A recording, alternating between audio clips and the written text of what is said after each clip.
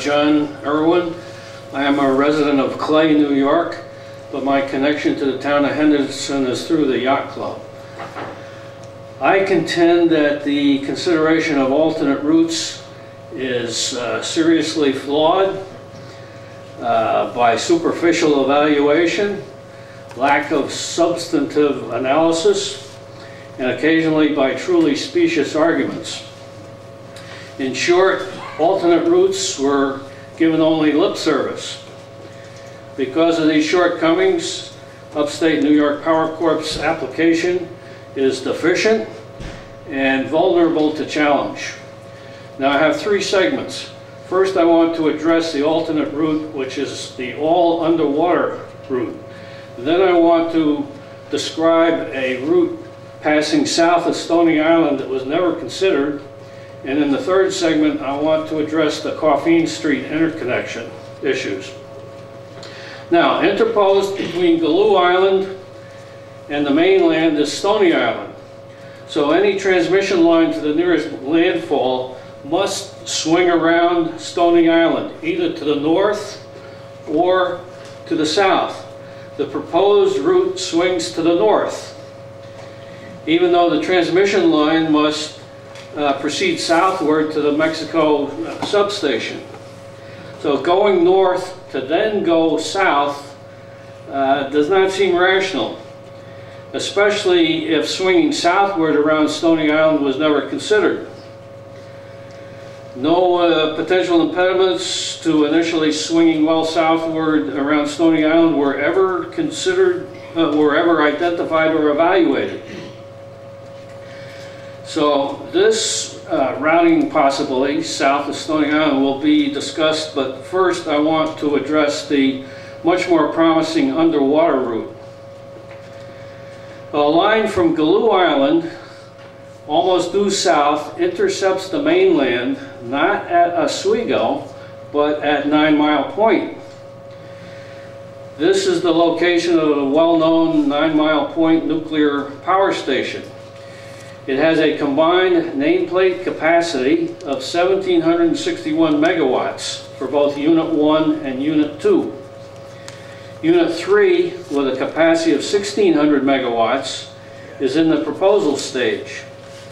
So with a potential for more than 3.3 gigawatts, 9 Mile Point has or will have ample capacity for power connection to the grid. By the way, with only 1.21 gigawatts, you can go back to the future.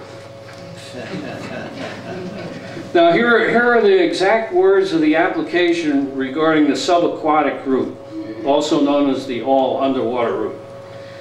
This alternate requires little, if any, above ground structures on shore, running almost completely below water.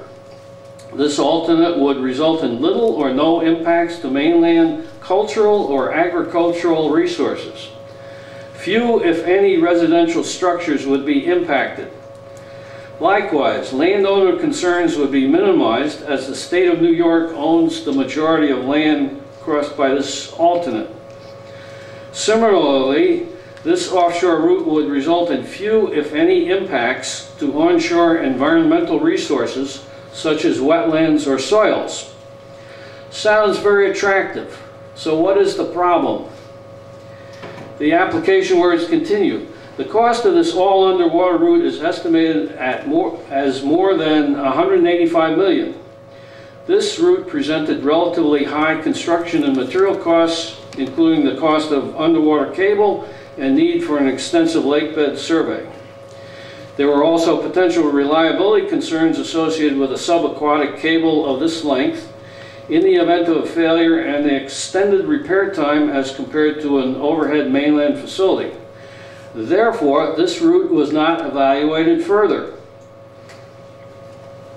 What is conspicuously missing is an economic comparison with the selected route.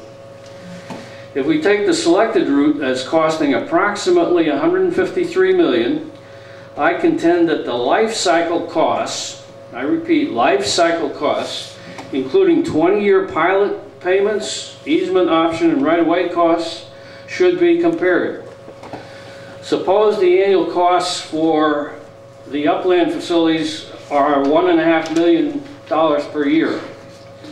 Then 153 plus 30 million is very close to 185 million. Note that all of these numbers are soft because they depend upon assumptions that may be either pessimistic or optimistic.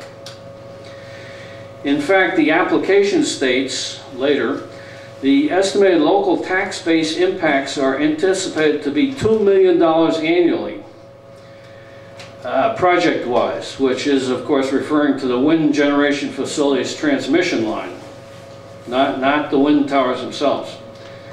So this is to say that economic benefits to the towns and counties for the upland route are foregone, but instead would accrue to the underwater route. Now this is an elliptical way of saying if you don't have to pay $2 million per year to the towns and counties, that makes the underwater route that much more attractive. The claim about reliability of a subaquatic route is without merit. An underwater cable is not affected by an ice storm or by lightning. Everyone here remembers well the ice storm of 1998 and the severe disruption that for weeks and months that it caused. Reliability could also be enhanced by dropping a fourth 2,000 kilo circular mill copper strand as a spare for the 3 phases. And hopefully cables will be dropped with meanders so that they could be grappled and pulled up for repair. Another consideration is that wind energy facilities do not provide base load for the simple reason that the wind does not always blow. So somewhat extended downtime for repair is not a disaster. Since Galoo is an island, at least some subaquatic facilities must be dealt with. Whether it is 9 miles or 26 miles is simply a matter of degree. The direct path southward drops rapidly into water with a depth greater than 10 fathoms. So jetting the cable into sediment may not be necessary at this depth. Protection for ice scour at the shorelines is no worse than the Galoo to Stony Point cable route. In the application, Ocean Surveys, which is a corporation, specifically state that they were directed by ESS Group not to survey any lake bed except the proposed north around route, although they initially started reconnaissance to the south and east of Galoo Island. Okay, now I want to turn to an alternate route that was never considered, southward around Stony Island, to come ashore in the vicinity of Little Stony Creek. This landfall would be north of Southwick State Park, slightly north of the number 7 buoy that marks Drowned Island, and south of Black Pond.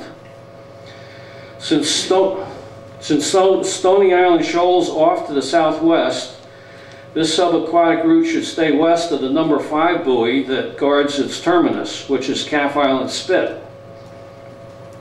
Once ashore, the transmission line can follow a southward path to the Mexico interconnect.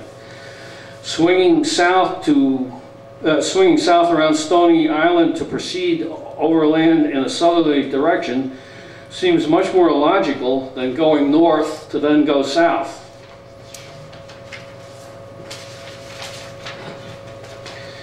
However, there may be other considerations involving the chosen route that are not being